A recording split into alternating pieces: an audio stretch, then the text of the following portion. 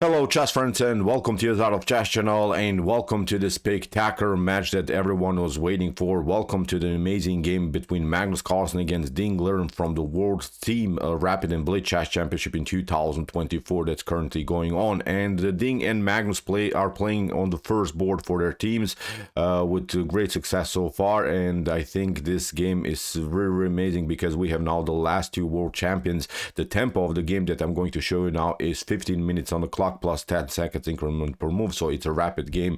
Let's see now what happened. We have now the clash of the titans. The game finished a couple of minutes ago. Really crazy things happen. So with the white pieces, Magnus opened with move e4. Ding's response was e5, knight to f3, knight to c6, bishop to b5. The Ruy Lopez, the Spanish game, is on the board. a6, bishop to a4, knight to f6, and after calcing we have bishop to e7. The close Ruy Lopez is on the board. We have now the move d3, fixing now the structure in the center of the board, which is now the so-called Martinez variation. b5, bishop to b3, d6, and now after move a4, here Magnus is searching for a clarification on the queen side. It's not allowing some dangerous stuff to happen on this side of the board. We have bishop to d7 by Ding, connecting of course now the queen to the rook. If something clears, then still the queen can capture the rook on a8. We have now knight to c3, knight to a5, bishop to a2, and now b4 by Ding. Liren immediately expanding on this side of the board. Knight to e2, c5 by Ding, expanding here also on this side of the board, and now also preparing maybe in some lines b3, or maybe with rook to c8 also, maybe to somehow crack the position on the queen side with the move c4. We have now knight to d2 by Magnus. Magnus is controlling the square c4 and also the square b3. We have now kingside castling. You cannot take immediately here, bishop to a4, then bishop takes f7, wins also the piece back here, and I think then white could have here a great advantage on the queen side, could play against this weak pawn on a6, so would also mess up of course black structure on light square here. So that's why Ding kept it calm, didn't pick up now the pawn on a4 so far. We have now castling f4 by Magnus, which becomes now even a theoretical novelty, a move that we haven't seen so far in chess history. Actually, when we think about it harder, this move makes perfectly sense. Here Magnus wants of course to undermine somehow this great pawn chain then Liren built on dark squares. We have now rook to b8, we have knight to c4, knight takes, bishop takes c4, and now a5. And here Magnus plays immediately f takes e5, which is in my opinion a good choice. Many of us I think would even pass through, but Magnus is a great positional player. He knows that if he creates now at least some weaknesses, that he could have a comfortable game. Now the e5 is weak, c5 is weak, and we have to also mention that Magnus Carlsen has a huge advantage when it comes to bishop's activity. This bishop is very well placed, it's already very active, it's not blocked out by its own pawns. Although Magnus has many pawns on light squares here, this light square bishop, it's outside of the pawn chain, so it's very active already. Ding's light square bishop I would say is perfectly fine, but his dark square bishop is somehow neutralized. It's simply paralyzed by its own pawn structure. So that's why Magnus could go now into maybe slightly favorable endgame when the endgame maybe reaches just an endgame with the bishops on the board. I'm telling you this because we will have a similar motif in the endgame, in the fully endgame stage, in this amazing thrilling game between Magnus and Ding, because Magnus will simply rely on this bad bishop strategy here, that this bishop is simply, as I said, out of game. We have now knight to g3, we have knight to e8, queen to h5, hitting the f7 pawn. We have knight to d6, attacking the bishop, but also protecting the f7 weakness. We have bishop to d5, bishop to f6, and now Magnus solves, I would say, all of the positional problems on the queen side. b3 is a very important move, although when it comes to computer evaluations maybe there are better lines, but b3 I really like, because now he's saying I don't have worries anymore on this side of the board. Now I can attack maybe this side of the board. I have the open f file, so nothing basically can happen on the queen side. We can agree that nothing dramatically will change here on this side of the board because the pawn structure is very fully blocked out. We have g6 by Ding, queen to f3, bishop to g7, and now Magnus simply goes for the weaknesses that he provoked. We have rook to c8, Magnus goes for the c5 pawn with the move queen to f2, and now queen to c7. You see, Ding is here on the passive side, really has to now simply compete here on around the square c5, has also some worries around the square f7. So although it's still defendable, I think we can agree also that black has to defend this position. White is much more active here. Bishop to g5 by Magnus, maybe in some lines also trying here bishop to f6, or I think also in threat could be bishop to e7 and then picking up the knight, keeping here the bishop out of game. So many options. F6 is of course not possible because of the amazing bishop's activity. And now Ding makes maybe his first inaccuracy in the game. He plays bishop to e6. He doesn't want to tolerate this unpleasant bishop on d5, but we can agree, I think, again, that bishop to c6 is much better. You don't have to mess up your structure.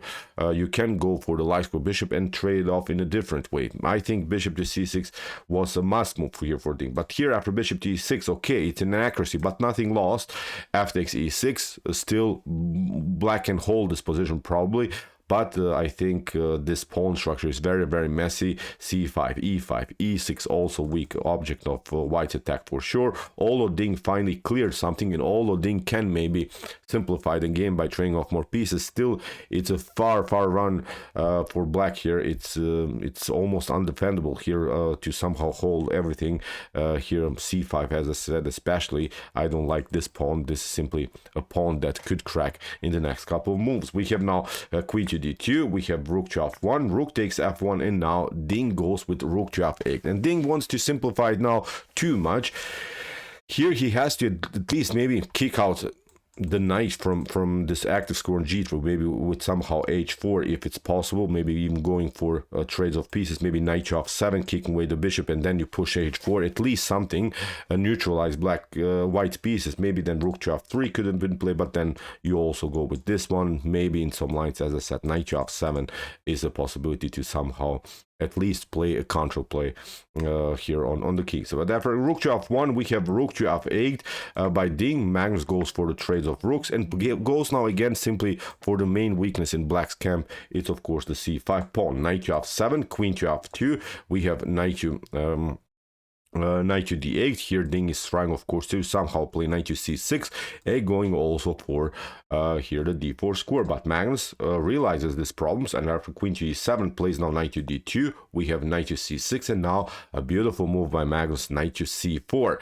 Here Magnus is not allowing Ding to play knight to d4 because then e5 is hanging, but also now the a5 pawn is hanging. So Ding has too many worries, I think, in this position. He has too many pawns that he has to defend. After move knight to c4, now finally h5 by Ding. Magnus goes with h4. We have king to g7, g3, king to g8, king to g2, and after king to g7, Magnus opens now the position, plays now the aggressive g4. After g4, here Ding went with h takes g4. Magnus played now queen to g3, queen to f6, and now bishop to g5, hitting simply the queen. The problem I think for Ding is that you cannot even go into trades of pieces here because you're still too vulnerable here around the square e5, so the dark square bishop could come into the game later. This one is weak, so too many pawns, as I mentioned, simply again on dark squares. We have now after bishop to g5, queen to f7 by Ding. We have knight to e5, knight takes e5, queen to e5, king to h7, and now you see Magnus can go even into the fully endgame stage, because even if you trade it off, again I'm pointing out, this is a worry. Bishop to d8, then this one is falling and Magnus could create a passer. So you see, Magnus applied a simple bad bishop strategy going into a fully endgame stage where white has a much better bishop than black, because black has too many pawns on the squares that the bishop is covering. Queen to e8, king to g3, bishop to g7, queen to e7. Again, Magnus is trying to simplify the game by trading off the queens. Ding is not allowing that, and now e5, bishop to g5, queen to b6, bishop to e3, queen to c6, and now Magnus played queen to c5. The first mistake by Magnus, and here with this move he's allowing Ding Liren to get back into the game. Better choice is obviously to play bishop to c5, because you are controlling still here this f6 square. But after queen to c5, Magnus allowed here Ding to go now with the queen into the game. Magnus took now the pawn on g4 finally, but after queen to f1, you see the queen is close enough to the action and can now deliver annoying checks. And the engine says here, if black plays now the correct game, actually when black can even squeeze maybe a draw of this position, but here Ding had to play, I think, queen to e1. He had to deliver further checks, but what Ding did, he allowed here again Magnus Carlsen to be in advantage. He played now bishop to f6, which is not a good move, allows here Magnus Carlsen to cover himself with queen bishop to f2. Also options are to deliver checks and similar stuff, but after bishop to f2, queen to h1, now Magnus delivers a check. Here new check, queen to c8, again a couple of checks, now queen to h3. Magnus wants really now to simplify the game, but of course Ding is not allowing that. Queen to g4, Ding grabs the pawn, but actually Magnus had here a beautiful idea in mind. Here Magnus spotted a beautiful endgame motif. He played now queen to g6, played now h4, Ding had to cover, and now the huge threat is of course h6. We have now queen to d3 by Ding. Okay, you have your fun with one check, but now after move queen to d2, Magnus found the best endgame idea. Maybe just for fun, pause the video and try to see now the winning idea here for white. White moves and wins the game. So what would you do now in this particular position? Okay, here Magnus played the amazing h6. This is a spectacular move because it forces now a reaction by Ding. It forces to trade off the queens because you cannot take with the bishop. And after queen to h6, queen takes h6, bishop to h6, now Magnus goes for this weak pawns, and it's obviously a completely losing endgame here after bishop to a5 in this position. Ding resigns, so of course this one could fall. King will eventually get closer to the action. There are still of course some roots for the king, so it's not a too blocked out position, so a fair resign for Ding Liren. So great game by Magnus, unbelievable positional understanding that he has. You see, he played a simple bad bishop strategy here, forced basically Liren to place too many pawns on this squares that the Darko bishop is covering, and then went into fully endgame stage. Of course there are some inaccuracies, ups and downs, but the basic concept I think of this game is really clear.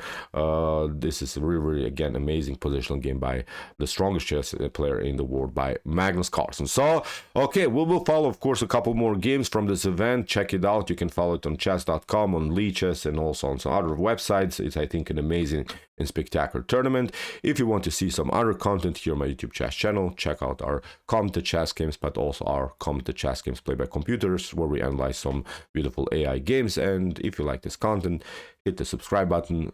See you soon with some more videos, and what do we say in the end? Chess is the best, of course.